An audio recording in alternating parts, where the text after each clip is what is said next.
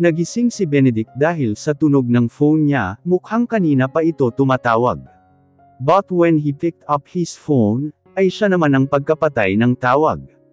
He checked his call log, while frowning his forehead. At mas lalong kumunat pa iyon nang makitang si Belle pala ang tumatawag sa kanya. Sa sobrang busy niya sa hospital, at sa kanyang asawa, ay nakalimutan na niya palang mag-set ng day, para makausap ito ng maayos. It's been a months na din ang huli nilang pag-uusap, at kahit ang tawag at messages nito, ay hindi niya na pinapansin pa. But he knows that he need to talk to her, to explain and ask for forgiveness na din, for giving her a false hope na magiging okay pa silang dalawa, na mahal niya pa ito. Isang malalim na hininga pa ang pinakawalan niya, bago nagdesisiyong i-message ang dating kasintahan. Let's meet tomorrow. Nilingon ni Benedict ang asawa, na ngayon ay ang himbing pa rin ng tulog. He caressed Kyla's face and smiled. I love you my wife and baby, I will do everything for us to be happy, bulong niya sa asawa, habang ang isang kamay ay humaplo sa impos nitong tiyan. Pero ang simpleng haplos niyang yun, ay naghatid ng kakaibang init sa katawan niya, lalo na nang gumalaw ang asawa, at iniyakap ang hubad nitong katawang sa katawan niya. Jesus Christ! Nasambit na lang niya. Gusto man niyang pagbigyan ang kanyang sarili, pero mas pinili niyang magpigil, dahil ayaw niyang magising ang asawa niya, lalo na't alam niyang napagod niya ito ng husto. You changed man, wika niya sa sarili. Dati wala siyang pakialam, kahit anong oras niyang maisipan galawin ang babaeng kasama niya. But now, it's different, mas iniisip na niya ang asawa kesa sa sarili niya.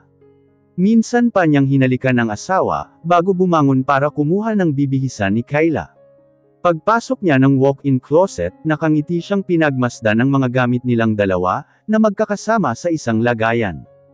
He is really now a married man, and soon to be a father, nakangiti niyang sabi sa sarili, bago humugot ng isang pijama at loose shirt saka lumabas na.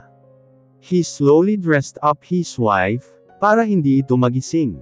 After niya itong bihisan, ay hinalikan niyang muli ang mga labi ng asawa, bago pumunta ng banyo para maligo, dahil aalis siya ngayon, at may kailangan siyang gawin. Uunat-unat at ang laki ng mga ngiti sa labi ni Kyla nang gumising siya.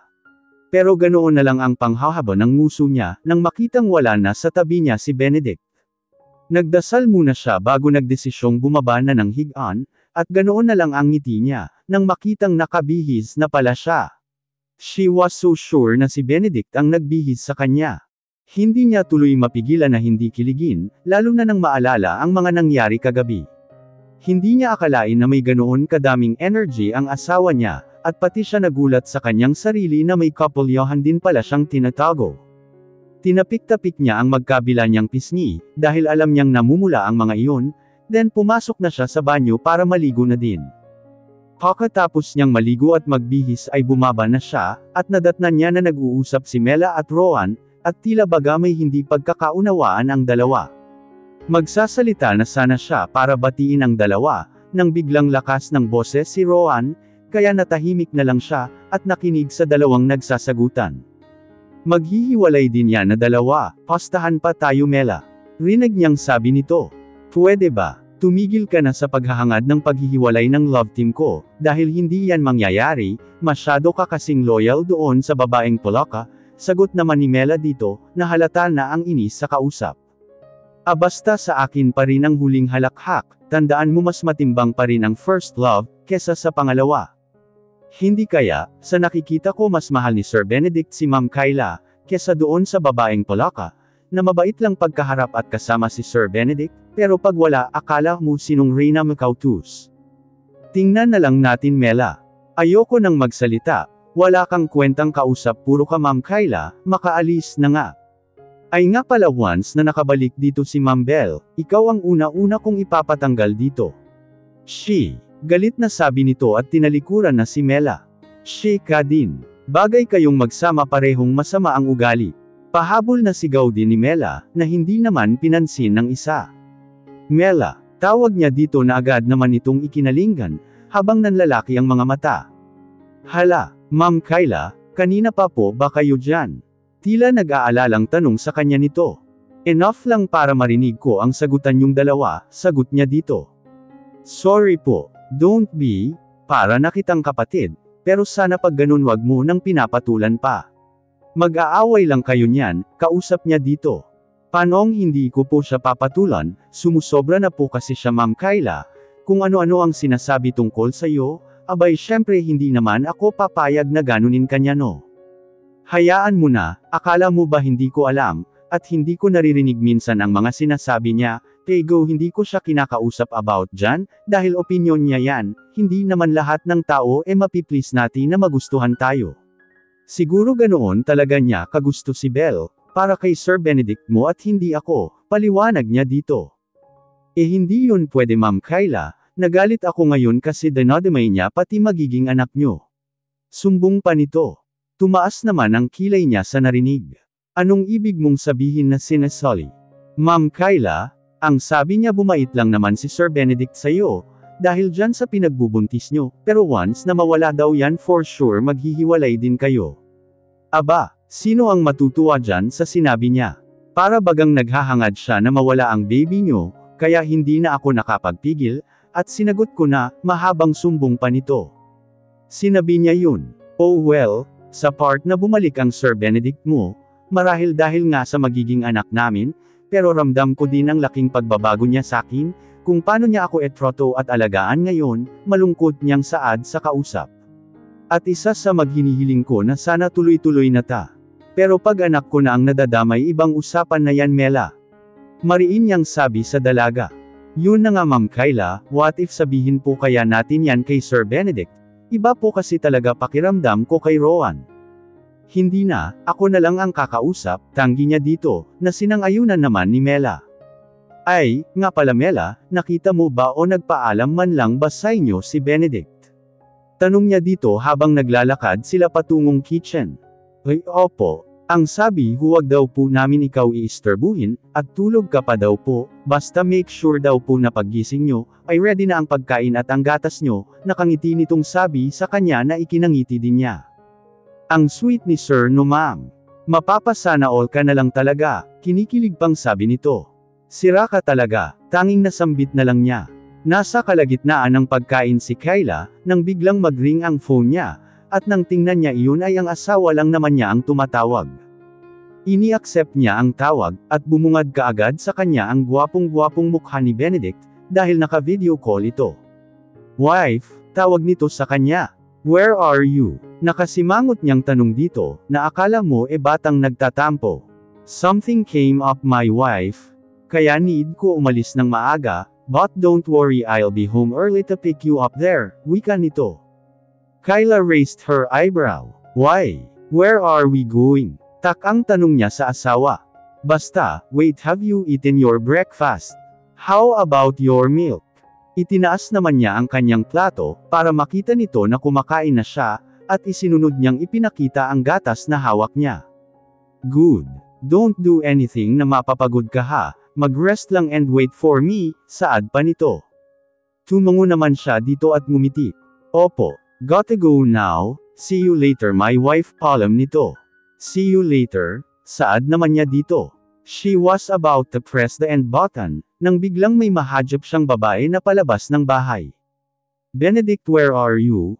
Tanong niya sana pero hindi niya natapos pa ang itatanong niya sana sa asawa, dahil bigla na lang nitong pinatay ang tawag. Hindi niya maiwasang hindi makaramdam ng kaba, hindi niya alam talaga if bakit ganoon na lang ang kalabog ng puso niya. Pero isa lang ang sure siya, na ang babaeng nakita niya ay si Belle. But why? Bakit sila magkasama? At kaninong bahay yun? Wag naman sana tama ang iniisip ko. Usual niya sa kanyang isip. Ma'am Kyla okay lang po ba kayo? Pukaw sa kanya ni Mela. Ha, she cleared her throat, before she uttered the words. I'm okay Mela. Tumango-tango naman si Mela, sa sinabi niya. She sighed deeply, bago bumalik sa kanyang pagkain. Hindi dapat siya nagpapaapekto sa kanyang nakita. For sure may dahilan yun, at wala lang, pipingkausap niya sa kanyang sarili. Trust Benedict Kyla, trust your husband. She added. Benedict POV. Nakahinga ng maluwag si Benedict, nang mapatay niya agad ang tawag, bago pa tuluyang nakalapit sa kanya si Belle. Andito siya ngayon sa bahay nito, dahil sinadya niya talagang puntahan ang dating fiancé niya, para kausapin ng maayos, at ipaliwanag na wala na talaga siyang nararamdaman pa para dito. Nagkaroon man ng tensyon sa pagitan nila kanina, lalo na nang mag-hysterical ito sa galit, dahil pinaasalan daw niya ito at ginamit, ay naging maayos pa rin naman ang kinalabasan ng pag-uusap nila. At the end, they both agreed to stay friends, but of course hindi na katulad ng dati, that he can hang out with Belle. Ayaw niyang bigyan ng rason si Kyla na pagdudahan siya, and maging reason ng pag-aaway nilang mag-asawa. He is now madly in love to his wife, at ang saktan pa ito ang hinding-hindi na niya gagawin. So he decided to propose to her again. Gusto niya itong pakasalan ulit dahil gusto niyang mag-umpisa ulit sila, yung kasal na may pagmamahal. Napangiti siya sa naisip, maaga siyang umalis kanina para ayusin lahat, para sa proposal na gagawin niya para sa asawa, at syempre sa pagtatapat na din niya ng totoong nararamdaman niya para dito. And later, ipapakilala na din niya ang kanyang asawa sa mga buddies niya. Alam niyang masyashock ang mga yun, kapag nalaman ng mga kurimo na matagal na pala siyang kasal, he smirked because of what he think. Benedict, tawag sa kanya ni Belle na kinalingon niya dito. Yep, aalis ka na ba agad? Tanong pa nito nang nakalapit na ng tuluyan sa kinaroroonan niya. Oh yeah, may mga aasikasuhin pa kasi ako, sagot niya dito. Lumungko naman ang mukha nito, pero ngumiti din sa huli. Can I ask one favor please? Sure. What is that? Basta kaya ko lang ibigay ha, not my body, pagbibiro niya dito. Sira, I don't want your body anymore. Nananaray nitong sabi sa kanya. For the last time samahan mo naman ako kumain. I cooked you know, nang sabihin mong pupunta ka dito, nagluto ako para makasabay ka kumain. Sayang naman ang effort ko, if you will not gonna eat that, please eat me.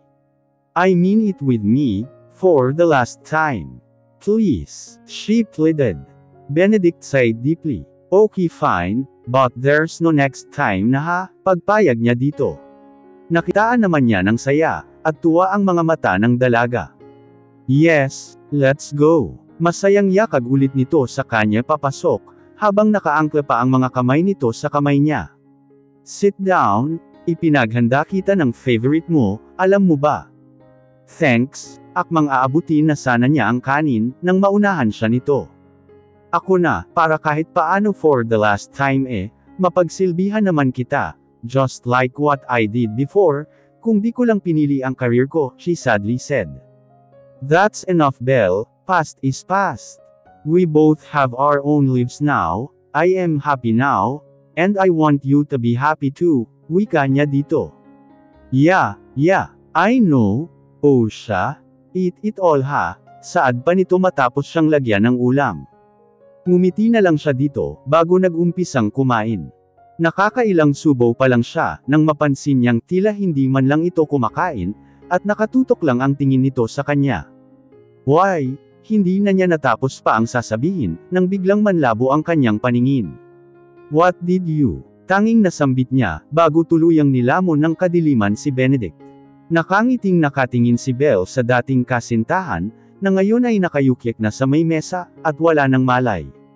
She planned this, nang mag-message ito sa kanya, asking to meet them, bumuo agad siya ng plano, kung paano ito maaagaw sa babaeng yun. She really hated that girl.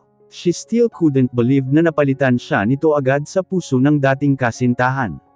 At ngayon nga alam niyang mas mahal na ni Benedict yun kesa sa kanya. At hindi niya yun matatanggap. Yes, she left Benedict at the day of their wedding, dahil hindi pa talaga siya ready noon, dahil that time, nag-uumpisa palang makilala ang pangalan niya sa fashion industry. Kaya ng araw ng kasal nila, ay mas pinili niyang umalis at sumama sa isang matanda, para pumunta ng Paris para mas makilala pa siya sa larangan ng pagmomodelo. But that was a wrong move actually, dahil iniwan niya ang taong mahal na mahal niya, at sumama siya sa matandang nagbigay pangalan sa kanya sa Paris beat in the end, puro pananakit lang ang natamo niya mula dito. Kaya nang nagkaroon siya ng pagkakataong tumakas, ay tinakasan niya ito, and she accepted the offer secretly to be ambassadress ng isang company dito sa Pilipinas, kaya nandito siya ngayon. And one of his goal is bumalik sa buhay ng dating kasintahan. At first, nahirapan siyang makalapit dito, pero naging successful din naman sa huli. Pero ganoon na lang ang pagguho ng pag-asa niya, at galit na naramdaman ng aminin nito sa kanya na kasal na pala ito sa babae. So she decided to came up a plan, kung paano paghihiwalayin ang mag-asawa. One of Benedict maid ay binabayaran niya, to give her information about sa nangyayari sa loob ng bahay ni Benedict. But this past few months, puro bad news ang na-receive mula sa kanyang spy. Lalo na nang malaman niya ang pagbubuntis ng asawa nito. At hindi niya iyon matanggap. Siya dapat ang inaalagaan ni Benedict, not that woman. May nabuo na sana siyang plano, kung paano magkakahiwalay ang dalawa, yun ay ang mawala ang anak nito sa sinapupunan. But luckily, si Benedict na ang kusang lumapit, at least hindi naman siya magiging kriminal. Napangiti siya sa naisip. Waldo, tawag niya sa kanyang tauhan, na mabilis namang lumapit sa kanya. Tawagin mo si Alex, at dahil ninyo ang Sir Benedict niyo sa kwarto ko, hurry. Utos niya dito. I'm sorry babe, but I need to do this. You are mine and only mine. Mariing sabi niya bago naglakad pataas, at pumunta ng kwarto niya. Pagkapasok niya ng kanyang kwarto, ay inihanda agad niya ang mga kamera, na gagamitin niya to execute her plan.